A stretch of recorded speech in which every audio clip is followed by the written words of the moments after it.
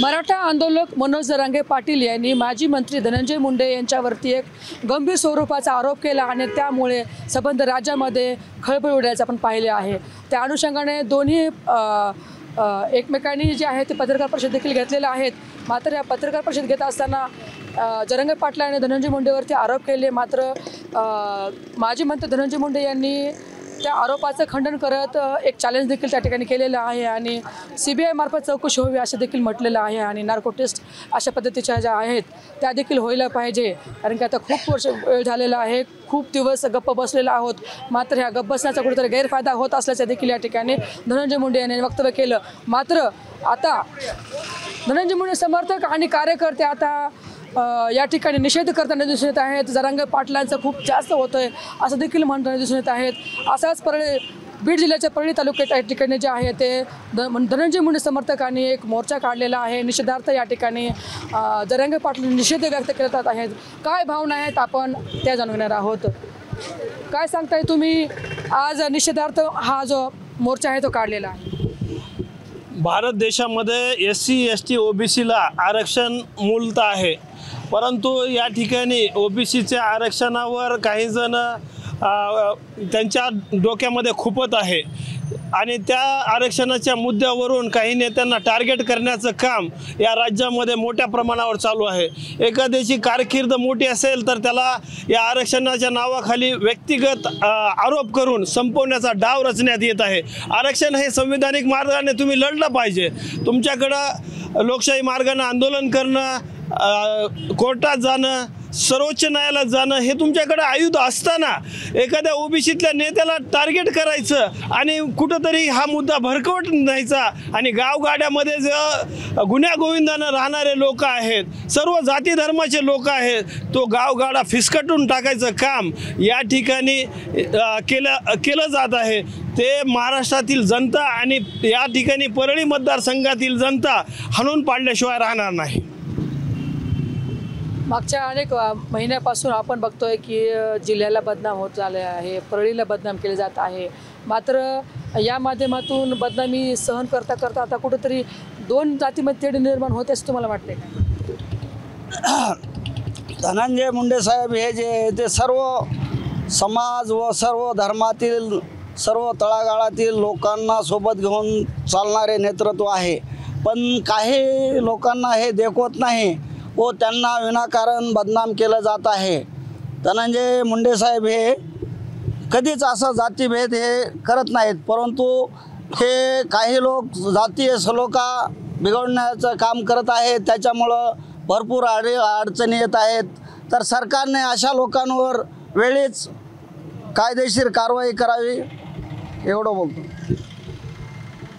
अनेक महिन्यापासून धनंजय मुंडेवरती आरोप केले जात आहेत, त्या अनुषंगाने आपण कार्यकर्ते म्हणून शांत राहिलेला आहेत, मग आज असं का वाटलं की आपण निषेधार्थ मोर्चा काढावा? अहो, काल एकदमच त्यांनी धनंजय मुंडे साहेबांचं नाव घेऊन की ह्यांनी असा जीव मारण्याचा कट रचला असं बेताल वक्तव्य केलं।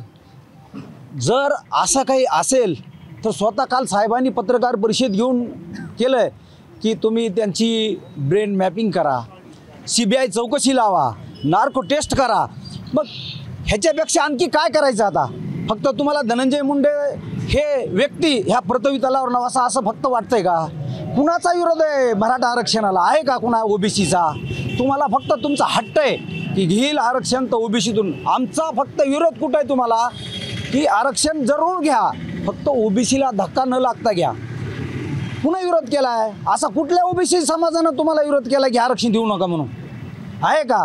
पण कालची तुम्ही क्लिप त्याच्या बायकोची, त्याच्या आईचं तुम्ही बघितलं असं स्टेटमेंट, तर त्यांनी काय सांगितलं की आम्ही जन्मतापासून आमचे लहान लेकर येतात, आमच्या कपाटाला सुद्धा जरांगे पाटलाचे फोटो आहेत, आमच्या स्टेटसला त्यांचाच फोटो आहेत, आम्ही त्यांना देव मानतो आणि त्या माणसाला नाहकात अडकण्याचं काम ह्या जरांगेनं केलेलं आहे। आणि राहिला विषय दुसरा काय की वंजारी समाजात धनंजय मुंडेनं जन्म घेतला अशा मूर्ख माणसानं, म्हणून आम्हाला म्हणायचं आहे, आम्ही म्हणायचं का असल्या मूर्ख माणसानं अमुक अमुक जातीत जन्म घेतला आहे म्हणजे तू सुद्धा किती मूर्ख आहेस, आम्ही असं म्हणायचं का?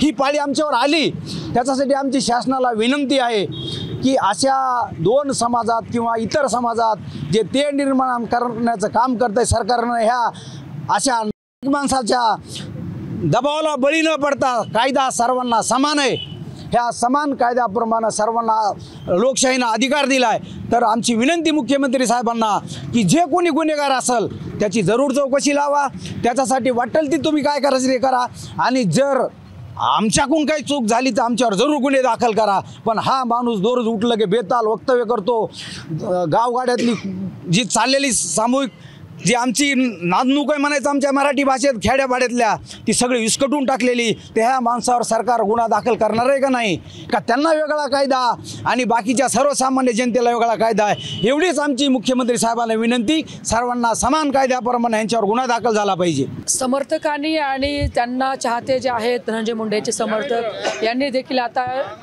जो सध्याला वातावरण पेटलेलं आहे त्या सर्व परिस्थितीचा निषेध करताना या ठिकाणी एक निषेध मोर्चा काढला होता आणि या ठिकाणी आपल्या भावना व्यक्त केलेल्या आहेत. ज्या कोणी अशा पद्धतीने समाजामध्ये आणि राजकीय कुणाची कारकीर्द संपवायचा प्रयत्न करत असेल तर संपणार नाही. आणि मुख्यमंत्र्यांनी या ठिकाणी अपील देखील केलेलं आहे की कायदा सर्वांना समान आहे आणि जो कोणी चुकत असेल त्याच्यावरती कारवाई झालीच पाहिजे, अशी देखील या ठिकाणी आता मागणी होताना दिसून येत आहे. आता राज्याचे मुख्यमंत्री सर्व परिस्थितीवर काय करणार आहेत आणि खरंच जे चुकतो त्याच्यावरती खरंच गुन्हा दाखल होणार का, आता हेही पाहणं तितकंच महत्त्वाचं असणार आहे. कॅमेरा पर्सन संजीव रायसह सुकेशी नाईकवाडे, महाराष्ट्र टाइम्स, बीड.